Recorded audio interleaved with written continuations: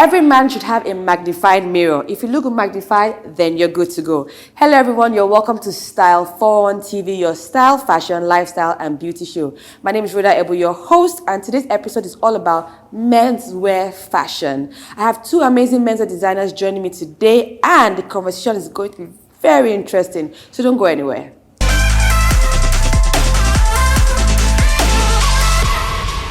Welcome back. So I have two amazing fashion designers, menswear fashion designers joining me today. I have Akere, creative director of Vanskere, and Izien, creative director of Looks Like a Good Man. Welcome to the show. Thank you for coming, because I know that it stressed you and made you leave everything that you're doing to come. So thank you for obliging me. Thank you. So we have a tradition on this show. We have what you call the glam cam. So it's a style show, so I like to get like 360 of all my guests, all the fabulosity of all my guests on the show. So if you don't mind, Izien, please step into our glam cam.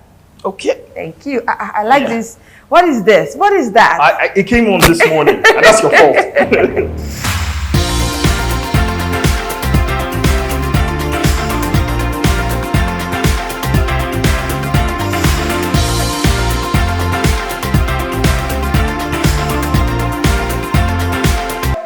I know they don't call that. They don't call that. What is it? So if you call it a big handkerchief, I would accept that. I like that can be a pocket square. It's a huge pocket square. All right, Evans, please step into our glam cam. I love your brooch as well. Thank you. I know you look better on me, Sha, but really? That's a conversation we'll have. Out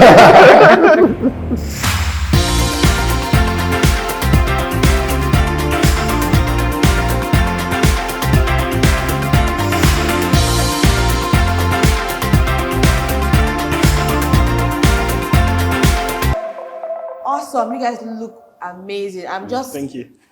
Mini, Mari, Mo. Whose brooch am I taking home? Evans, yes. No. I didn't know that I had the brooch before. So I mean, it's a B. Look at that. Have you seen a B before? so it's I told you before that I was going to take your brooch. So thank God I didn't. So it's yours. All right. So you guys are like menswear fashion brands who are like killing it. You both have different aesthetics. I love it. Thank you. Yeah, you're both like one of my favorite fashion brands to work with. So, first off, I'm just gonna start. Evans, tell me, like, how has it been being a fashion designer in Nigeria, and what has your inspiration been like? Wow, it's been sweet and bitter, you know, but because it's something that we like to do. Because I personally, I can't really see myself doing any other thing apart from fashion. What were you doing before fashion, though? I was in fashion. Okay. How long have you been doing fashion? About 15, 16 years now. That's long enough. You know, it was after my call to bar, I just went straight. So you're up a to lawyer? fashion. Yes, I am. Okay. You're one of those lawyers. I've kept that from, Izien. Yeah. So what inspires me, or how I got into this journey? Yeah, exactly. How did you get into fashion? I tell and, it. How has the fashion journey been for you? I tell it for free. I got into this journey by chance. I've been an actor. I've been a model. I've been several things. Please don't tell me about that. Like anywhere belly face now. See, at some point that was it. But I mean, I know it was geared towards entertainment because I love TV presenting. I mean, I used to do what you do what you're doing right now.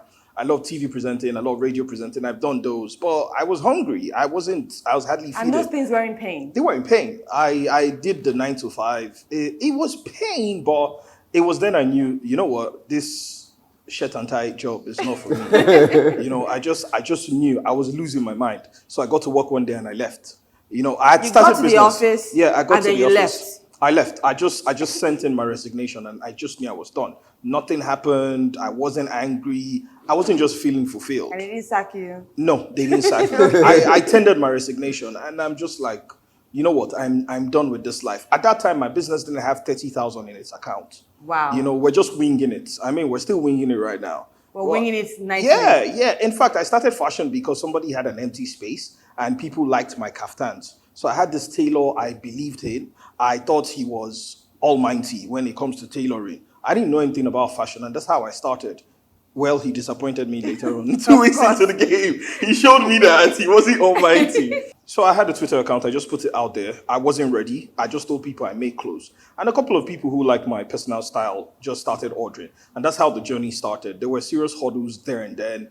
I mean, first off with the tailor. I was talking to Uncle Evans. That's why I call him.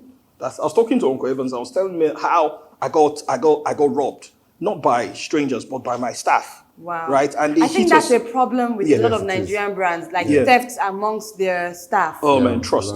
Challenges. And let me tell you the truth about working with these guys. You know, the amazing thing about what we do is that no matter your personal level of exposure, your immediate and your primary contact at work would never have that same level of exposure with you. Right. And that's the truth. True. Your everyday tailors are going to be, their educational background is still going to be limited. It's not going to be the same way you expose yourself. And that in itself is a challenge.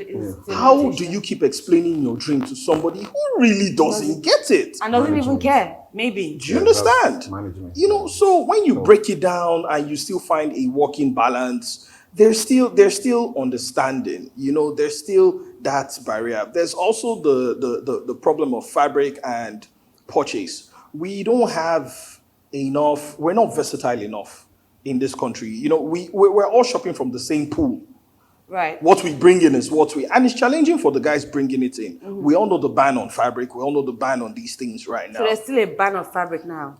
Yes. Or some kind of fabric? Some kind of fabrics. Okay. Some kind of fabric. So it's not widespread. People still bring in. But we all know that these things exist. So how do you wade the waters? Now, so I was still telling him earlier on, there are certain things. Now you have to buy fabric. So you see fabric because you know that this thing can't be out there when I use it. You have to buy everything. Everything. Yeah. So you're spending money on like 100 yards. You're spending money on like 200 yards. So whether you have an order for it or not, every day you're taking a risk. Every week is a new marketing strategy. The way I sold last week is not the way I'm selling this week. Yeah, so let me cut in a bit. I think, you know, like I said, one of the challenges is because we don't really manufacture here. Yes. Right. We don't have textile industry. So, which is a big challenge because if we had this textile industry, trust me, there won't be need for me to go get 1,000 yards. Do you travel yes, to I do. purchase do you travel as well? We have to. Where do you make most of your purchases? I do Turkey, Switzerland, and they China, have and India. For as designers, both of you have like really different aesthetics. I would know because I've used your clothes for my project. I would know, but what inspires you? And Evans, what I was asking because I mean I've seen a lot of your collectors. This last question you did that I liked, the one that was like a blend between like traditional wear and corporate suits. Yeah, that was nice. Suits. And then again, there's an outfit that Ebuka wore that I didn't know. I was like, Vanskere. What is that? That's like this purple one that like it drapes, literally drapes and it's long. I had something like a hat that looks like a navy hat. Yes. Where did you get your inspiration? Before the general inspiration, let me start with that outfit. What inspired that outfit, one? And then where did you get all the inspiration for like most of your designs? Well, you know, like I keep telling people, inspiration comes from God in the sense that it's a bit spiritual. Sorry, I'm going deep, but it's true. You know, inspiration just comes. Most creative people, they'll tell you. Do you understand? I might just be looking at you now. I'm seeing this beautiful dress, but I might not be seeing this beautiful dress. I'm seeing something else. Yeah. My mind has gone somewhere else. Do you understand? I'm seeing something else on you. So inspiration just comes in like that. That's one. For that particular one, I think I was inspired by the aviation world. I've always loved the aviation world. Yes, aviation world. Yes, I've always loved aviation, though I don't have, I don't have the guts to actually fly. Yes, but coming soon. It's showing interest. It's showing interest. You know, so I must really, when I travel, most when I go on international trips, you know, I like these air hostess. There's one particular airline, I don't want to mention their name, they're air hostess. Whoa, man. They look real nice with the hat. So I've always had that, you know, so, and Ebuka is somebody that Ebuka will push you. One thing most people don't realize is that when we work with Ebuka, you don't just, Ebuka is part of the designing. Right. That's one thing that most people always don't know about part of the process. He doesn't say, okay, just do this for me. No, he's part of the process. You understand? He will go he journey with you. Sketches. He wants to see the sketches. He wants to see, okay, where inspiration coming from. He wants to also impute, okay, you know what, let's do this, let's do that. That's one thing about Ebuka most people don't know anyway. So, so I shared this with him, and you know, just this whole aviation thing was all coming in aviation, the heart, and let me just do something that has to do with aviation, but a bit drama. And he said, okay, let's go, and you know, started it. So and that's how when he fitted it out for the first time, what was his reaction? I loved it. Really? Yes, it does. Because I'm like, hey, I saw it. I'm like, I mean, should I not be wearing that outfit as opposed to Ebuka? Because you're such a hater. No. It did have a bit of like feminine feel to it. I'm not going to lie to you. So I just felt like You agree, right? Yes, it does. It did have a bit of feminine feel. So I'm like, shouldn't I be wearing that outfit? So that's what I'm saying. Like, how was Ebuka's reaction? You see, one thing most people don't know about Ebuka is that Ebuka is It's very adventurous. He's very adventurous. That's one thing. I've worked with some celebs before, and it's okay. You know what? Let's make a statement. You understand? Yeah. Let's do something. I'm going for this so African magic. And I go in 1 or 2 weeks. I come up with something, and when it's time, the person tells you, more. I can't pull it I off.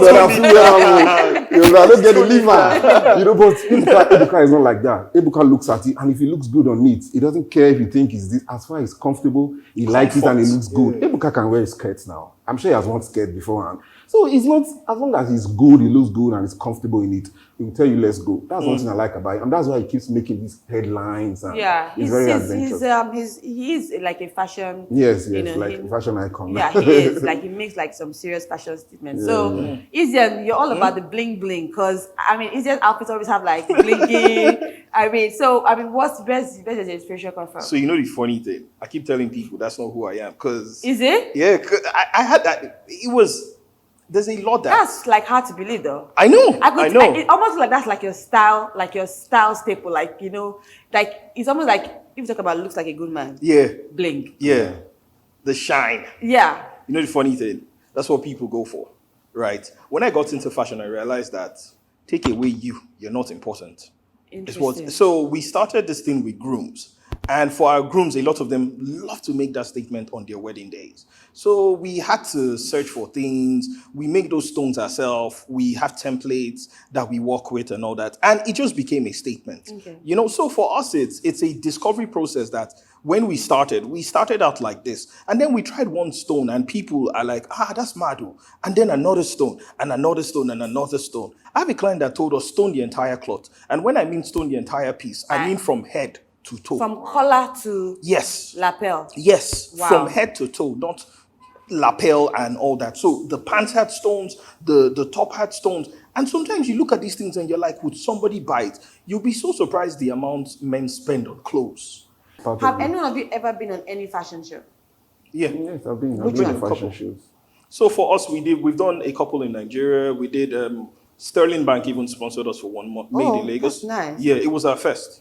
Okay. It was our first. I was G3. So it was made in Lagos in Nigeria. Then we did the Nigerian Fashion Week. Okay. We've done the Men's Fashion Week as well. In Nigeria? Yeah, in Nigeria. Then we did Ghana. Ghana was Glitz. I think we did that one together. And that was really big. Okay. I think it was the biggest platform. In fact, it gave us like a good African market that we still manage till now. Okay, awesome. So in your experiences of going for fashion shows, what would you say is like a big difference between what we coordinate here and the one you've done something international, haven't Yes, I have. And the one that happens internationally, and what's lacking? Should I be truthful? Be honest. That's why you're step forward. You see, one thing I admire. I get lost in my inspiration from the Indian, fashion, Indian world. You see, one thing they've been able to do is that they've been able to grow their fashion to the level where it's acceptable all over the world now. When I travel, I see lots of Indian shops all over, most of the countries I have visited.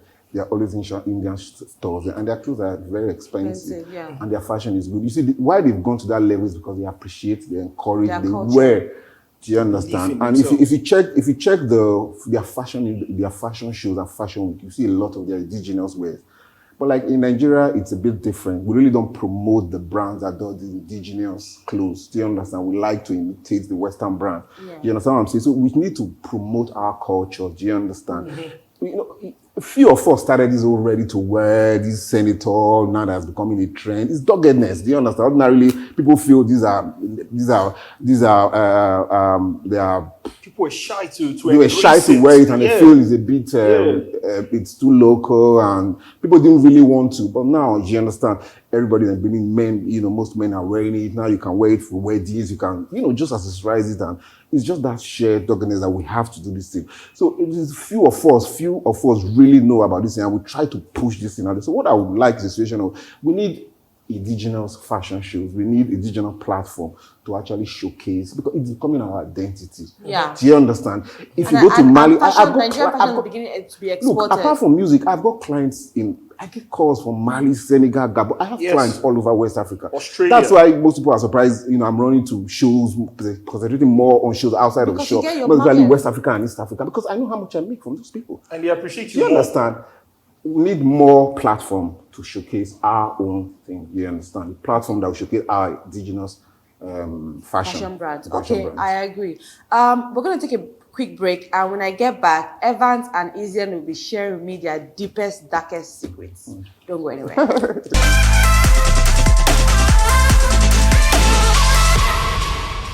So, we're going to play a game, and the game is called Never Have I Ever.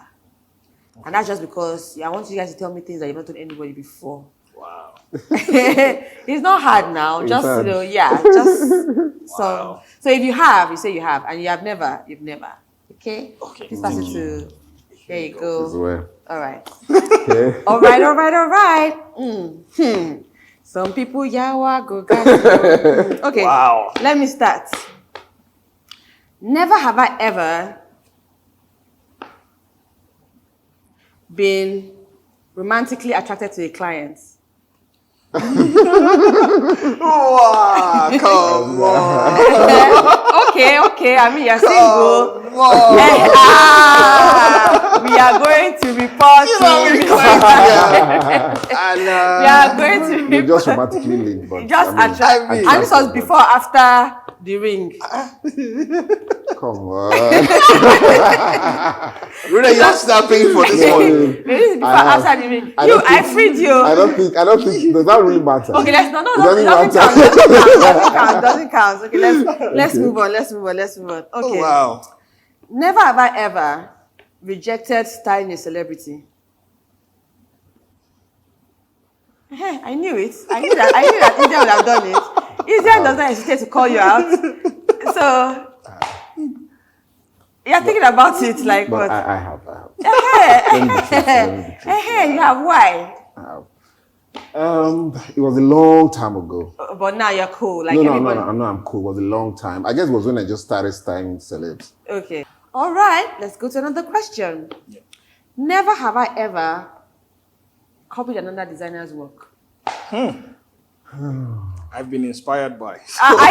You see, I've been inspired. They use inspired as a coverage, okay? I have been inspired. I've been You've inspired. been inspired. You Not have- never. I think most designers have. Yes. have been inspired. You've not copied, but been inspired. No. I haven't I've copied. been inspired.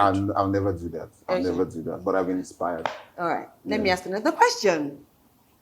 Never have I ever destroyed a client's order. You have to explain that destroy. You have to explain that destroy. Can we put it like this? Can we put it? It has to be. In fact, recently, sir. You destroyed a client's order. Yes, I did. And I went. I had to. And the good thing about it, it's not good anyway. So I shouldn't say the good thing because the bad thing. But it's a client and he's a high-ranking police officer. You understand? He had this Ashobi kind of brocades, very expensive ones, and I don't know what happened, but anyway, it happened anyway. So I had to go source the fabrics and quickly rectify the but situation. there were differences, so I went and I played and You have to tell him. Yeah, communication. But I came with Okay. Yeah. All right. Cool. All right. Another question. Never have I ever released a collection that ended up really bad. What you mean bad? Like it didn't sell. It was just there. Like it was just a waste of money. Okay, so good I have thing. never bought. I've had bad sales, but not that. Maybe a few of them, a couple of them will sell, but majority might not sell. Okay. Yeah, no, for us, we've had just like 3 or 4 collections. We haven't had a lot of collections. But you've had like bad moments. Of course, we've had bad moments. We've had bad moments when we didn't sell and all that. Corona season wasn't so great. I mean, nobody was producing. I've never had when I will not sell at all. But I mean, you have a very couple. You sell a couple, and like you said, some clothes where you vouch that this is going to be. You really can't tell what you really can't tell. Clients will like. It's a combo 50-50. Yeah, true. Okay, all right. So last question. I want to make it. I want to make it as Wow. No, but so far so good. I'm not asking any question that indicted you, have Are I? you sure? Yeah, Okay. Never have I ever fought with another designer. Izien, okay. Of course. but I don't know if it's a fight, but I think Like it has to be. I It could be over infringement of I design. have, but I think it was Yeah. the PRO that was, putting our heads together. Okay. Do you understand? Whoever's So, mind so was we actually PR. felt we're fighting, but in honest truth, It was just PR. it was just a PRO thing, and I discovered. Oh yeah, Izien, tell your story. I was upset. I was horribly upset. We had this agbada we had just produced, and I know we put in a lot to it. It was one of those ones that you won't find for cheap. And I wasn't offended that another designer made it. I was offended that let me say, an institution in fashion that other people looked up to. Now, there are pages that people go to, men's pages Yeah. that people go to, where they celebrate designers.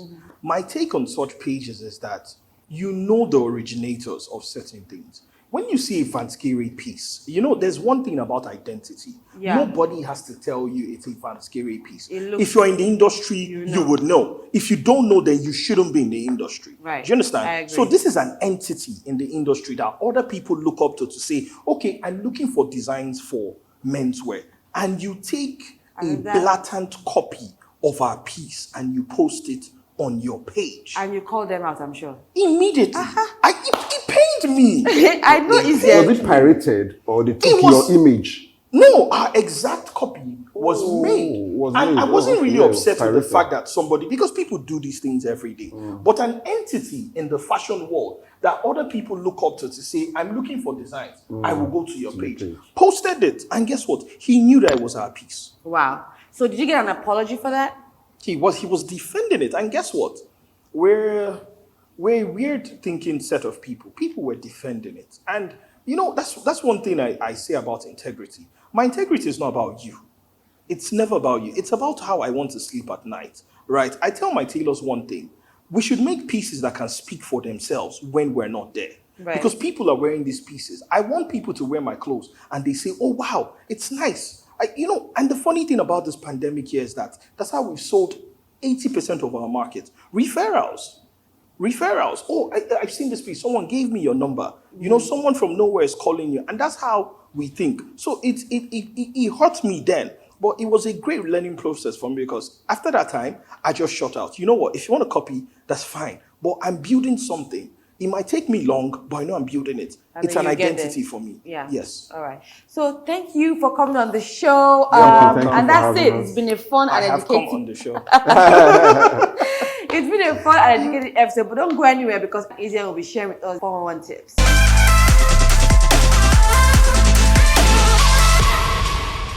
Hi guys, my name is Izien, the head human at Looks Like a Good Man. So my 411 fashion tips: one, comfort. Comfort is very key, right? Make sure you're comfortable in whatever you're wearing. Two, it has to be simple and classy, right? You can be simple and still be classy at the same time. Three, smell nice. There's a difference between smelling nice and smelling offensive. I understand there's an oud craze around, but yeah, you can always tone it down. There are times when you can just smell nice and you don't have to choke everyone around you, right? And use deodorant is very important. Do you understand? Because you don't want to be looking so good and you stink. Yeah, so those are my tips.